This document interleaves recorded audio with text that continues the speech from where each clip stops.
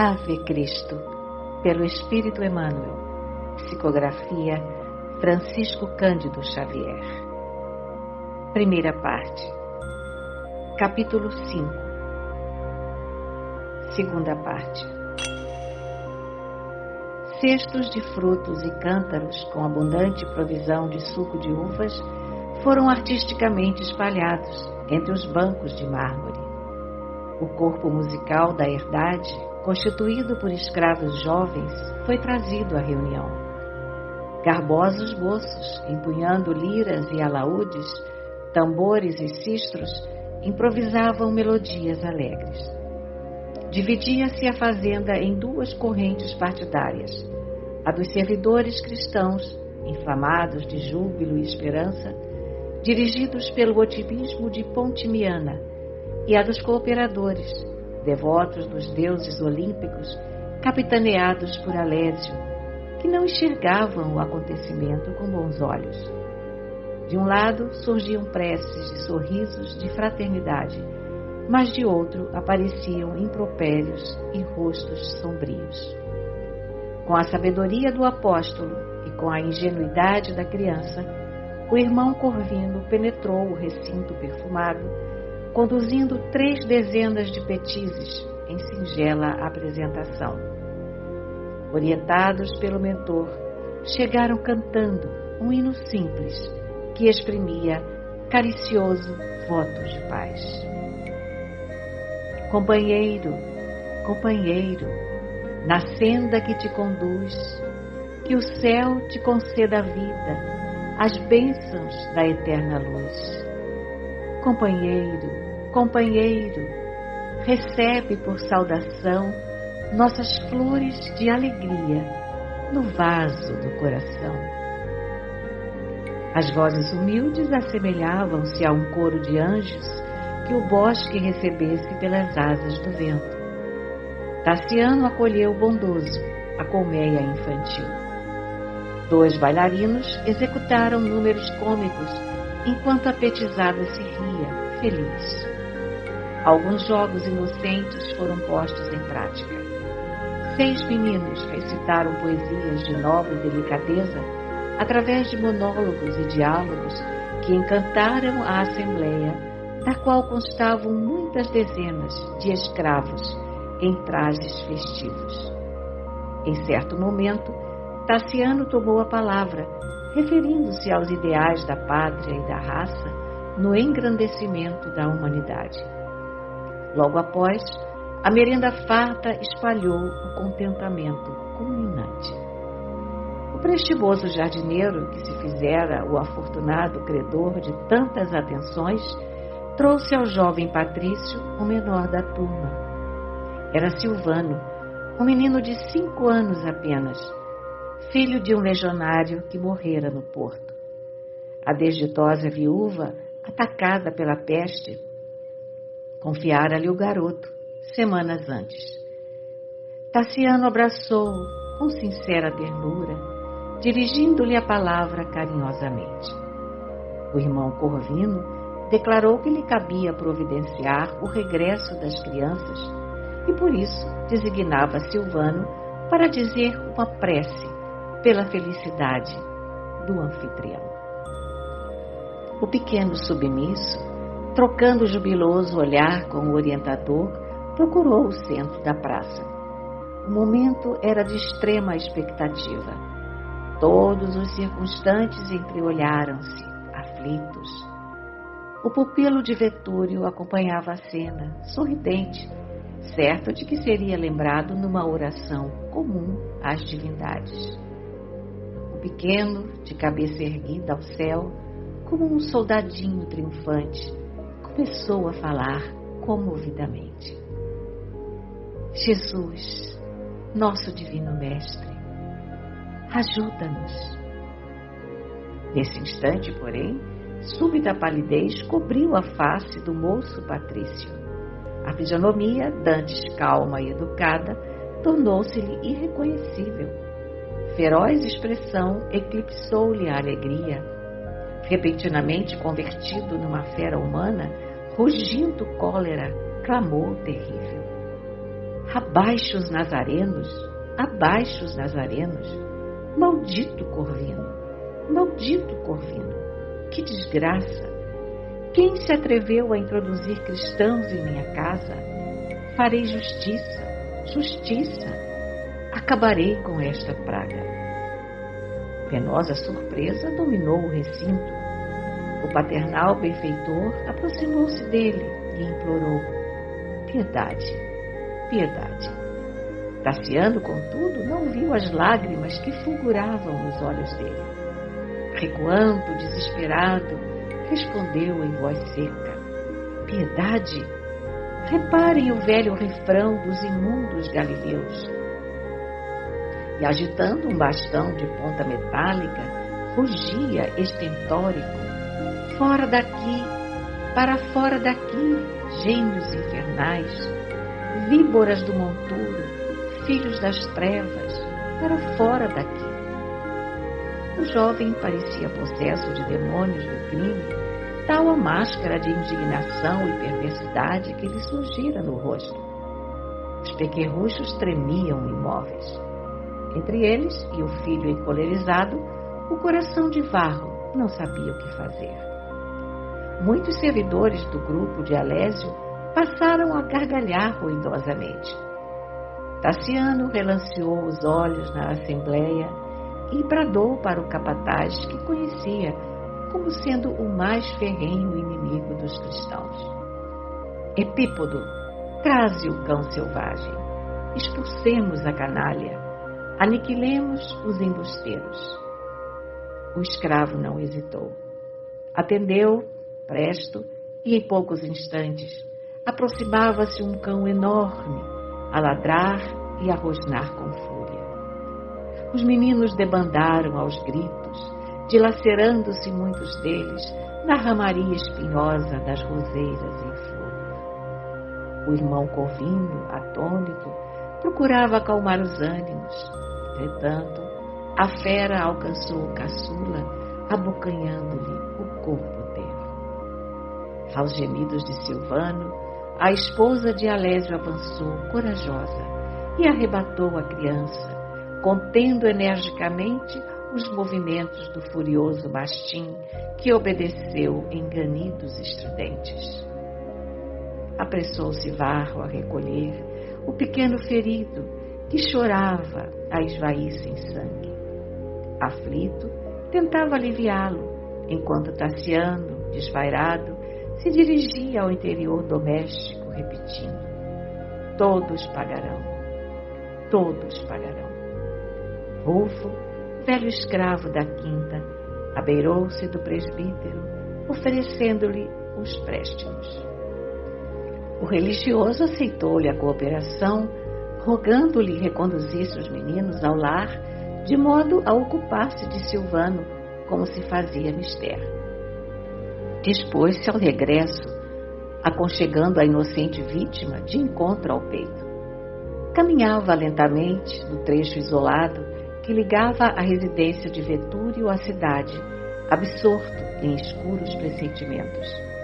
O menino, de tórax aberto, confrangia-lhe a alma.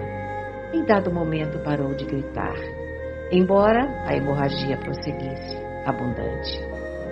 O irmão Corvino percebeu-lhe a queda de forças e buscou repousar sobre vetusto carvalho a fim de ouvir.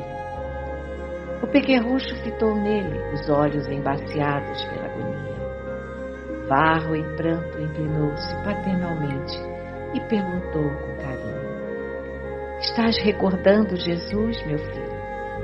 Estou, sim, senhor, respondeu em voz débil, mas, revelando-se muito distante das questões transcendentes da fé, flor humana sequiosa de ternura, exclamou para o benfeitor: papai, abrace-me, tenho frio. Quinto Varro compreendeu. Estreitou-o contra o coração, como se desejasse aquecê-lo com o calor da própria alma. Tudo em vão. Silvano estava morto. O doloroso acontecimento traçava sombrios horizontes ao futuro da igreja. Abatido e desencantado, o presbítero perguntava a si mesmo se não fora precipitado na visita. Entretanto, refletia, seria leviandade oferecer a alguém o que possui de melhor, com pureza de sentimento? Guardava nos pequenos aprendizes do Evangelho a coroa do seu trabalho. Poderia ser acusado pela circunstância de tudo fazer por despertar um filho para a verdade? Como entender-se com Tassiano sem tanger-lhe as fibras mais íntimas? Restabelecido no equilíbrio físico, o jovem seria convocado à vida social intensa. Conhecer-lhe-ia o ministério. Seria constrangido a decidir-se. Não seria, pois, aconselhável informá-lo indiretamente quanto às suas atividades cristãs?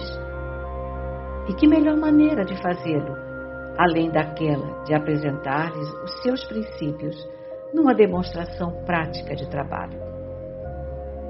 Se o filho não conseguisse ouvir qualquer referência à Boa Nova, através dos lábios de uma criança em prece, como suportaria qualquer alusão a Jesus em discussões estéreis?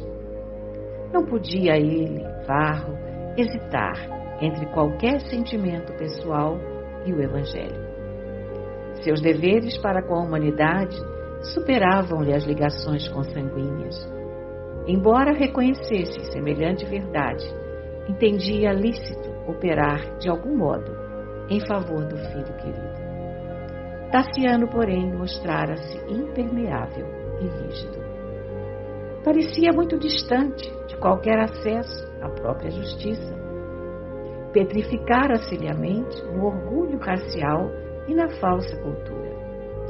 Pela explosão de cólera a que se atirara, ao ouvir a simples enunciação do nome do Cristo, denunciara o antagonismo, talvez irremediável, que os separava.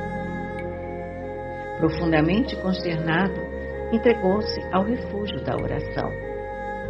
Na comunidade evangélica, ninguém comentou desfavoravelmente os tristes sucessos que redundaram na morte da criança. O irmão Corvino era demasiadamente respeitado para provocar qualquer crítica desaiosa à sua conduta. Nos ajuntamentos da cidade, contudo, o assunto crescia esfervilhante.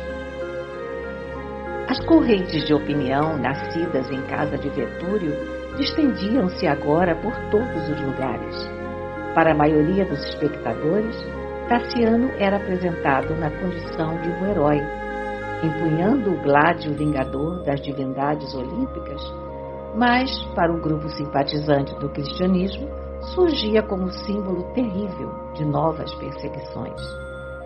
Os cristãos, comumente, eram acusados de encantamentos vergonhosos e detestáveis e de práticas de bruxaria, das quais o infanticídio fazia parte. E por isso, não faltou quem visse na morte de Silvano alguma coisa relacionada com feitiçaria e operações mágicas. Quadros terríveis foram pintados pela imaginação do populacho exaltado, e a viúva Mércia, mãe do menino morto, foi convocada à acusação. Nessa atmosfera asfixiante, o filho de Cíntia começou a receber a visita de romanos destacados, que lhe felicitavam o espírito reacionário e vigilante. Revigorado por semelhantes aplausos, sentia-se o rapaz habilitado para atuação de maior vulto.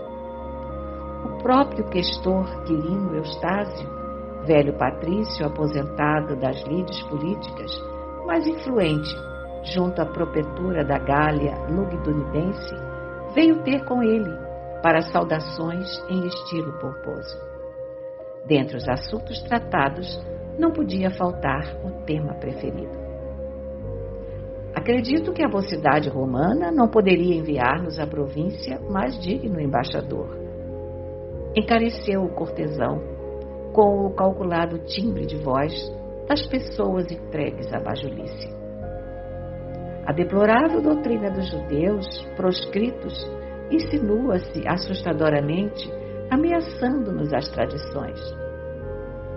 Esta cidade vive cheia de anacoretas da Ásia, de profetas vagabundos, de pregadores e fantasmas. Domiciliado aqui, desde os bons tempos de nosso magnânimo imperador Sétimo Severo, que os deuses conservam em sua glória divina, posso afirmar a minha convicção de que o movimento não passa de loucura coletiva, capaz de arrastar-nos à perdição. Sim, sem dúvida, observou o jovem satisfeito, compete-nos recuperar o culto da pátria. A nosso ver, grande conjugação de energias se faz indispensável, a fim de extinguirmos a quadrilha maléfica. Não compreendo em que poderia repousar a grandeza de uma doutrina cujos prosélitos se mostram honrados com o cutelo na cerviz. Em Roma, tive conhecimento de muitos processos alusivos às repressões e espantei-me com o teor das respostas dessa gente infeliz. Repudiam os deuses com uma disfarçatez de assombrar. Creio que as autoridades deveriam promover um expurgo social em grande estilo. O interlocutor, com um riso irônico de velho fauno, admiravelmente apresentado, acentuou malicioso. Em razão disso, rejubilamo-nos com a sua presença.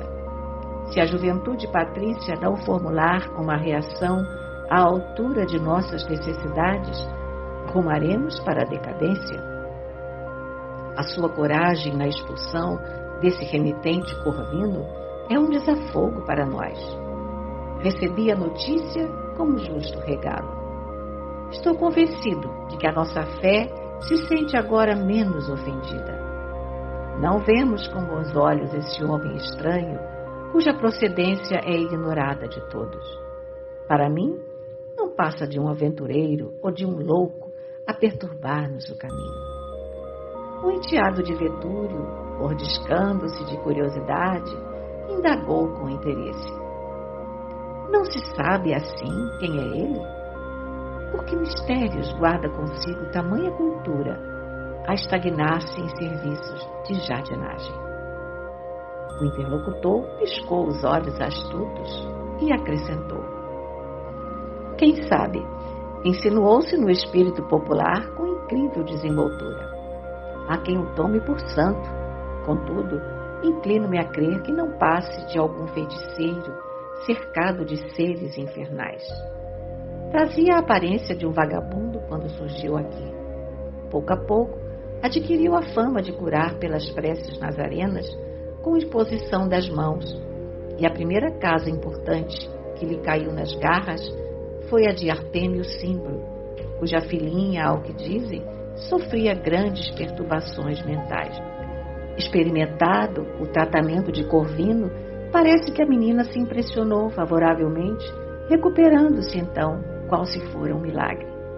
Daí para cá, fez-se o jardineiro da nobre família, que o introduziu em residências outras. Da sua vida profissional, é tudo quanto sei. Das atividades do mago, porém, muita teria a dizer se pudesse. Refere-se o vulgo a 1000 coisas. Se fossem apenas os plebeus a se mostrarem maravilhados, entretanto, temos alguns patrícios ilustres enleados na rede. Dizem alguns que a palavra dele está revestida de miraculoso poder. Afirmam outros que ele cura as mais complicadas enfermidades.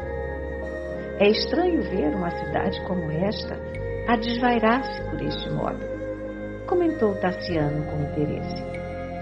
Por isso mesmo, necessitamos de elementos renovadores. A sua decisão, rechaçando Corvino, é sumamente confortadora. Ele é incompetente para conduzir crianças, mesmo desprezíveis. Sei que Artêmio lhe advoga causa, mas estou convencido de que poderemos interromper-lhe doravante as mistificações. Zenóbio, o velho amigo que foi alto dignatário da imperial munificência, comunicou-me ontem à noite, informado por fontes dignas de crédito, que o menino morto fora encaminhado aos dentes do cão pelo próprio Corvino. a fim de que a malta cristã obtivesse sangue inocente para os mistérios negros das reuniões que praticam. É notório que ele foi a única testemunha do ato final. E baixando o tom de voz, perguntou: teria o dileto amigo observado isso? Seria muito importante registrar o fato através de sua própria boca. Tassiano, de rosto esfogueado, a exprimir o choque de contraditórias emoções, esclareceu presto: nada posso adiantar nesse sentido. Quando ouvi o nome do crucificado, a revolta subiu minha cabeça. Não tive olhos senão para defender a nossa propriedade contra a influência pestilencial. Determinei a soltura do cão de guarda, possuído de extrema desesperação. Não me cabe, por isso, asseverar aquilo que não verifiquei por mim mesmo. Quirino, porém, mordeu os lábios, contrariado, e ajuntou: fique certo, contudo, de que as coisas não terão ocorrido de outro modo. Reajamos em conjunto. Nossos escravos não podem continuar à mercê de bruxos inconscientes, e nem será lícito permitir que pessoas de nossa condição social se deixem embair sem defesa. Nisso, achamo-nos de pleno acordo, salientou o rapaz resoluto. De minha parte, pretendo corrigir e selecionar a comunidade de servidores. E que plano traçou para esse serviço? Gostaria de agir em minha casa com uniformidade de vistas. Aguardo a vinda de meus pais em breves dias, que trarão consigo Helena, a minha futura esposa. Como passarei a residir aqui depois do meu casamento, antecipei-me a eles, a fim de adaptar a vida da propriedade aos hábitos de minha família e de modo a afeiçoar-me às usanças da província. Não desejo, todavia, que os meus encontrem os disparates surpreendidos por mim. Pretendo reunir todos os servos, a fim de prestarem juramento aos deuses que veneramos. Afastarei quem fugir ao justo compromisso. Em seguida, penso instituir em casa o culto de Cíbele, começando com uma cerimônia processional pelo nosso bosque. É indispensável purificar os costumes e os ares. Quirino concordou, entusiástico, e prometeu aderir ao programa. Não somente faria o mesmo em seu domicílio, mas convocaria os amigos a acompanhá-lo. Estimava Opílio Vetúrio de longos anos e felicitava-se por ver-lhe a organização doméstica zelosa e bem guardada. Realmente, depois de alguns dias, quando os sofrimentos da peste desapareciam no ouvido comum, Tassiano promoveu a grande assembleia do lar para a reafirmação de fidelidade aos deuses. Em vastíssima dependência da herdade, uma soberba estátua de Cíbele fora instalada para a recepção dos votos gerais, enquanto que à direita da imagem, no alto palanque paramentado de seda carmesim e fios dourados, instalaram-se Tassiano, 2 sacerdotes populares da deusa e o casal de mordomos, Alésio e Pontimiana. Numa extensa galeria, consideravelmente elevada, junto às portas de acesso ao grande recinto, a nobreza citadina, trazida por Eustáquio, rejubilava-se com as cerimônias.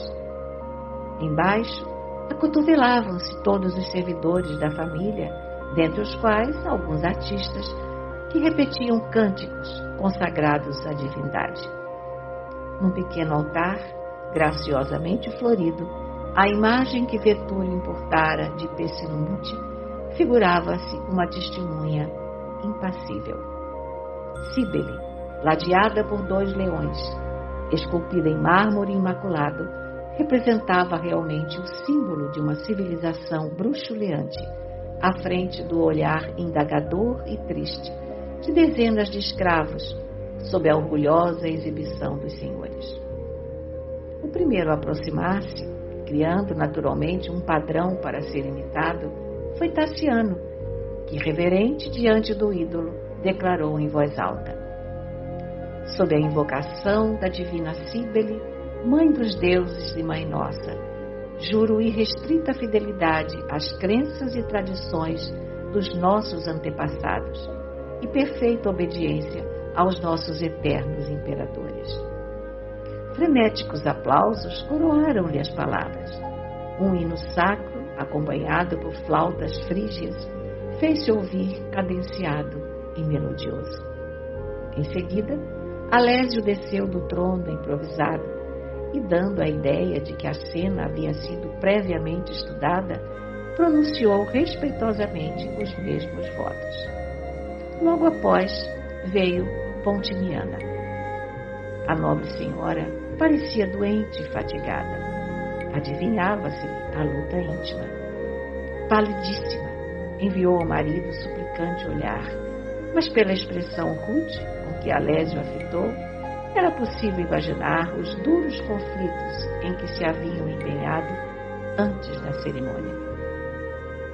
Contida pelos olhos frios do companheiro, a orientadora da casa enxugou as lágrimas e repetiu pausadamente as mesmas palavras, negando assim a fé cristã que lhe atribuía.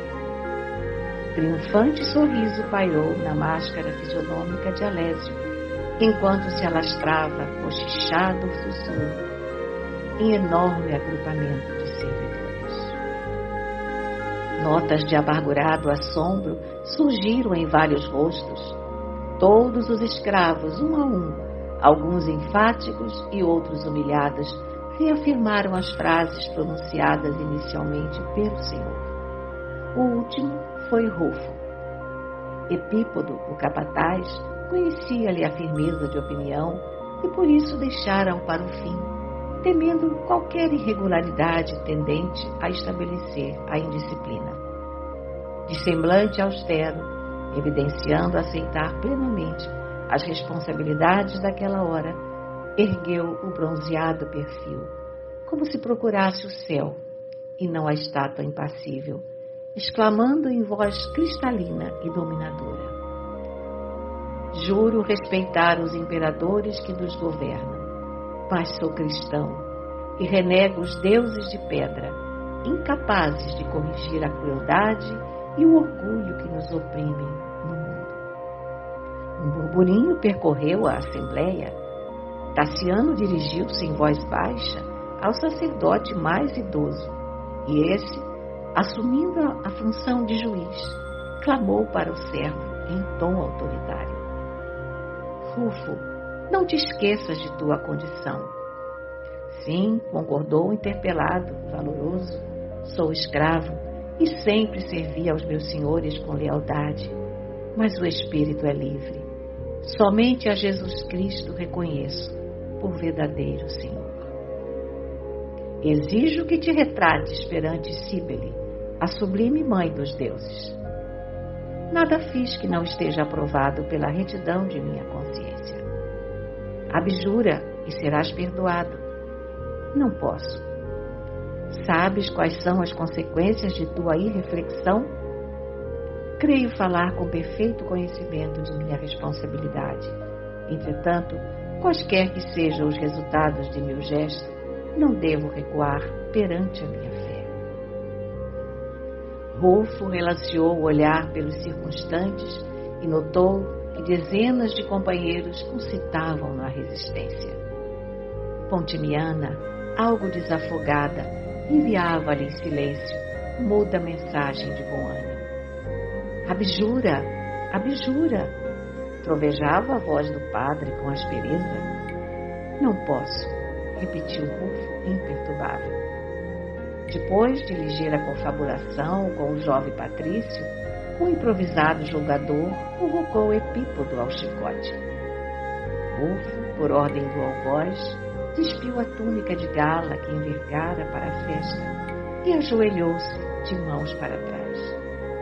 O trançado fino e cortante lambeu-lhe a pele nua por 3 vezes, provocando sangrentos vergões, mas o escravo não tremeu. Ainda há tempo, infeliz. bradou confundido o sacerdote da Magna Mater. Abjura e a tua falta será relevada. Sou cristão, reiterava Russo sereno. O castigo poderá conduzir-te à morte?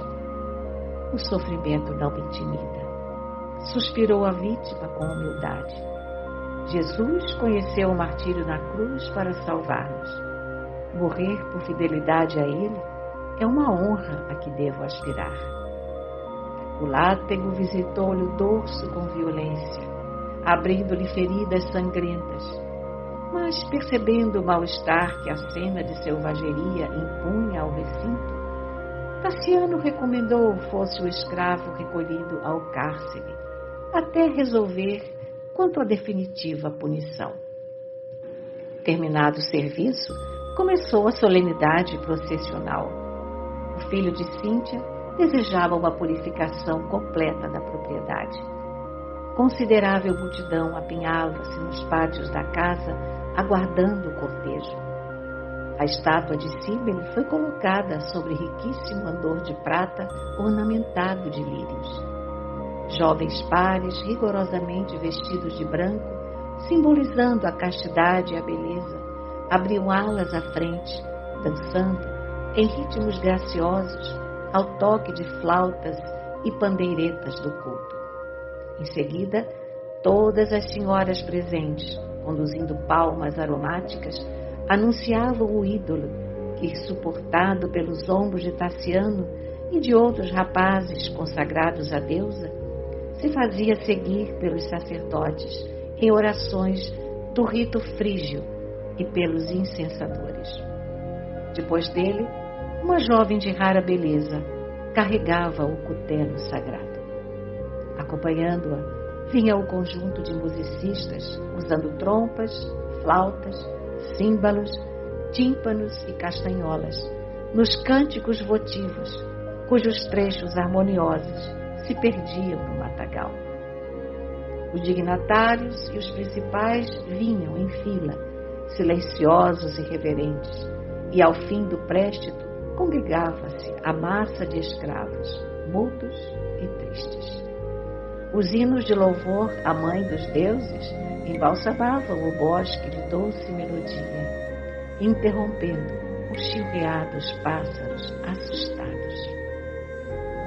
A procissão, em diversas fases, contornou a herdade através do arvoredo bem cultivado e das vinhas extensas, tornando a casa onde Cíbele foi restituída ao templo minúsculo que Opílio Vetúrio, em outro tempo, lhe erigira em pleno jardim.